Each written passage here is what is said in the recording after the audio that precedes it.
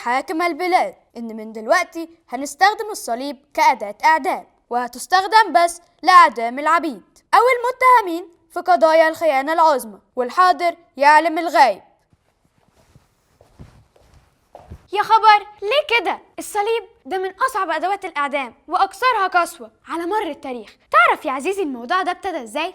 الموضوع ابتدى بعمود خشب يتعلق عليه المجرم في الهواء لحد ما يموت، ويسيبوه لحد لما الطيور تاكل جسده. والمصريين الفراعنة كانوا أول اللي استخدموا موضوع التعليق على الخشب ده في القرن العشرين قبل الميلاد، لما يوسف فسر حلم رئيس الخبازين وقال له إن فرعون هيصدر أمر بقتله وتعليقه على الخشبة. وده اتذكر في تكوين 40:19 لما قال: في 3 أيام أيضا يرفع فرعون رأسك عنك ويعلقك على خشبة وتأكل الطيور لحمك عنك. وبعدهم كمان بلاد فارس استخدموا برضو نفس الطريقة في الإعدام تقريبا في القرن ال15 قبل الميلاد. وده كان واضح في سفر أستير لما هامان دبر مكيدة لمردخاي وأصدر أمر بصلب مردخاي، وقال في أستير 5:14: فليعملوا خشبة ارتفاعها 50 ذراعا، وفي الصباح كل الملك أن يصلبوا مردخاي عليها. لكن في الآخر الرب نجاه من المكيدة دي، وهامان هو اللي اتصلب عليها. لو عايزين تعرفوا القصة كاملة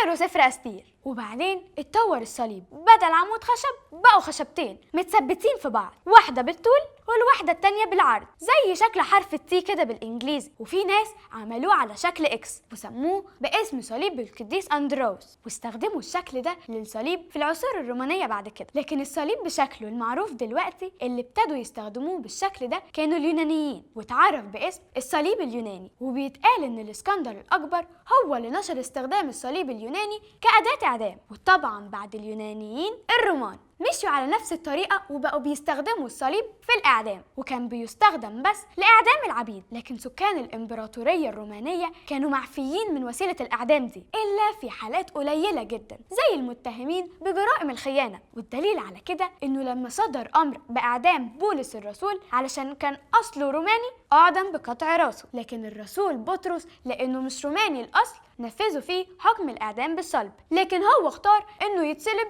بالشقلوب علشان ما يبقاش اتصلب زي المسيح. اليهود كمان كانوا عارفين الصليب كأداة إعدام، وكان الصليب ده عندهم يعتبر لعنة، والمحكوم عليه بالإعدام بالصلب ده ملعون، زي ما الكتاب قال في سفر التثنية 21:23: لأن المعلق ملعون من الله. وأكدها تاني الرسول بولس في رسالة غلاطيا 3:13 لما قال: المسيح افتدانا من لعنة الناموس الصار لعنة لأجلنا، لأنه مكتوب: ملعون كل من علق على خشبة. اللي كان بيتحكم عليه بالصلب ده كان بيتحكم عليه كمان إنه يشيل الصليب ويجره لحد المكان اللي هيتصلب فيه، وعادة مكان تنفيذ الحكم ده بيكون بره المدينة، وكان بيمشي قدامه شخص ماسك لوحة عليها التهمة أو الجريمة بتاعته. وساعات كانت بتتعلق اللوحة دي على رقبة المجرم وهو شايل الصليب على كتفه، وبعدين بيتعلق المحكوم عليه على الصليب وبيتثبت بمسامير في ايديه، ويسندوا رجله على حتة خشبة بارزة، وكمان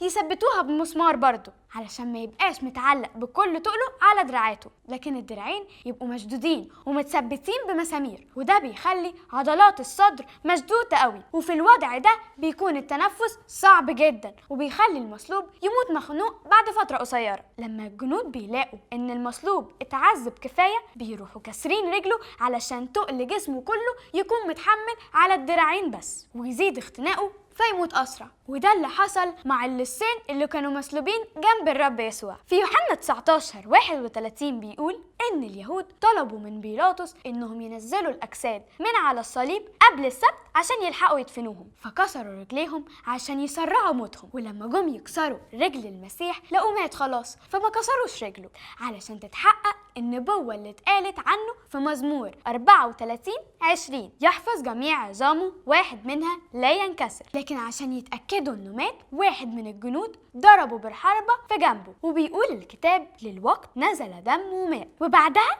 نزلوه من على الصليب. الكتاب المقدس ما قالش معلومات عن حجم ووزن الصليب، كل اللي ذكره ان سمعان القيرواني شال عنه الصليب من نص السكة لانه خلاص ما كانش قادر، وان المسيح اتصلب وسط للسين، واحد على اليمين واحد على الشمال. لكن الكنيسة على مر العصور عملت أبحاث ودراسات ووصلت للمعلومات دي. واحنا توارثناها. المعلومات دي ان طول الصليب حوالي 4 أمتار وعرضه 2 متر، ووزن الخشبة العرضية اللي شالها الرب يسوع حوالي 90 كيلو، وإنه مصنوع من خشب الأشجار الصنوبرية. وكل ده بيقول إن الصليب ينفع يستحمل رجل وزنه 75 كيلو من غير ما الصليب يقع أو يفقد توازنه. وكمان الوزن ده يقدر يشيله شخص سليم لمسافة من 800 ل 900 متر. وفي جزء من الصليب الحقيقي في كنيسة العذراء والملاك ميخائيل ببورسعيد. طب ليه يسوع رغم انه كان عارف كل ده اختار انه يموت بالصليب بالذات مش بأي طريقة تانية؟ ده بقى